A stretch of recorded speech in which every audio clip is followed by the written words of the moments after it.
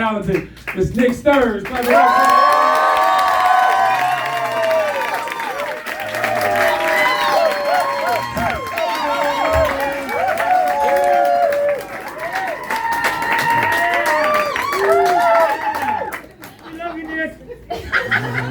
How's everybody doing tonight? Good. Are you guys ready to laugh? Yes. I can't help you with that. I am an unemployed actor. I prefer the term stay-at-home actor. That basically means that I have a lot of on-the-job training with method acting or improv. Because let's face it, y'all, we're all living life a little unscripted. Many years ago, we had 3 kids under 6. So that basically meant I was cooking breakfast, feeding breakfast, cleaning up breakfast, doing laundry, reading stories, doing playtime, playing Legos, stepping on Legos, feeding the dog, walking the dog, feeding myself, all before 7:10 a.m.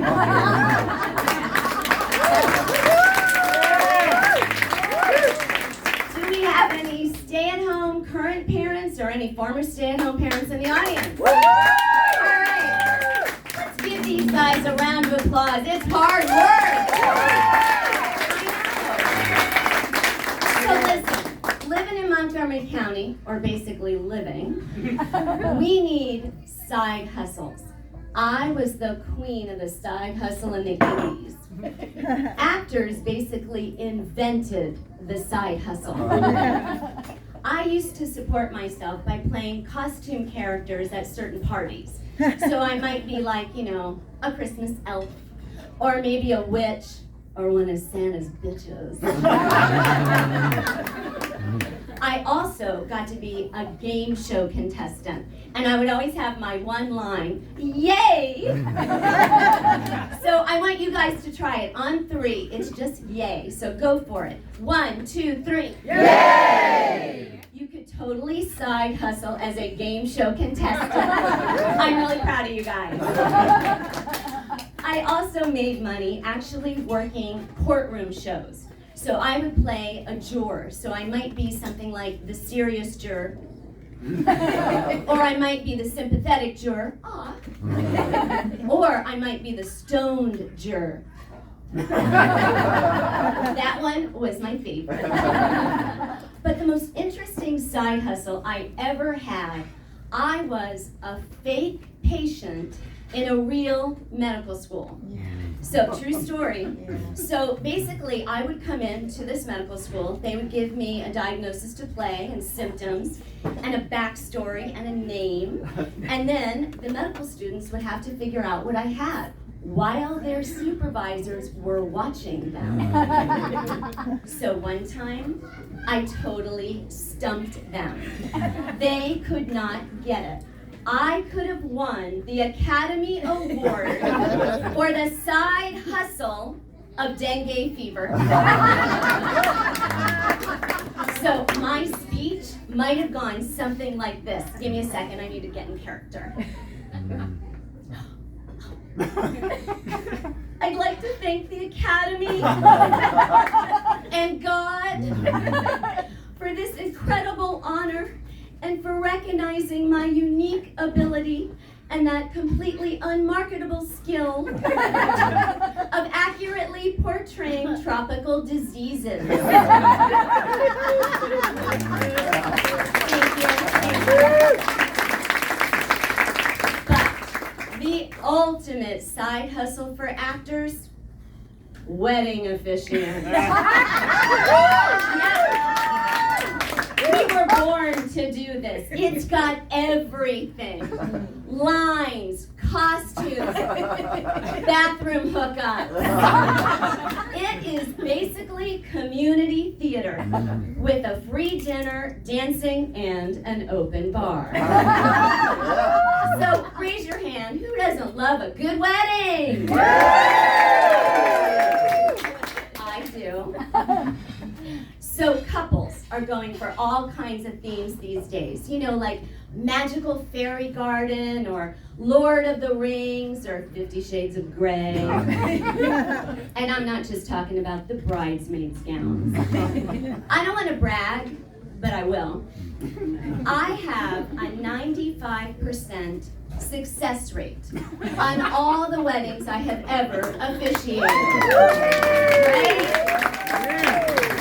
Only one has ever ended in divorce, and I blame the owl. Let me explain. A few years ago, I walk into a rehearsal for a very over-the-top, on-point Harry Potter wedding. Constance, the wedding coordinator, who's basically allergic to smiling, and it's like she bathed in Botox and has all the warmth and charm of Voldemort, comes over to me and says, "Don't miss your cue when the owl brings the rings in." Say what now? The owl will fly in and you will raise your arm. The owl will land on your arm and you will take the rings out of the owl's beak. And then you will release the owl. Say what now? Panic, please, is what I want to say. But the stay-at-home actor in me says this: when do we rehearse? Constance, looking more annoyed than normal, says, "The owl doesn't like to rehearse." Say what now? What, did the owl go to Juilliard? Is the owl Pacino? Robert De Niro? So the next day is the day of the wedding, and all I can think about is Diva Owl. I start the ceremony, and actually, it's going really well.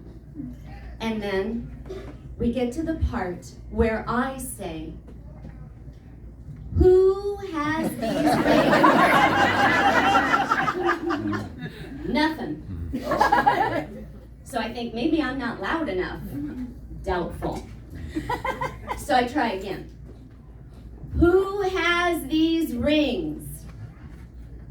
And then I realize that snotty little diva owl has cold feet. At the back of the room, filled with 200 people wearing wizard hats, is a horrified bird handler with an owl with stage fright. Finally, the bird handler starts to walk down the aisle, dripping in sweat, with the owl on his arm.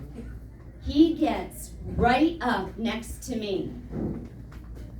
I reach in, carefully, gently, and take the rings out of the owl's beak. And then I looked at that owl in his non-blinking eyes. And I said, "Next time, rehearse your fucking entrance."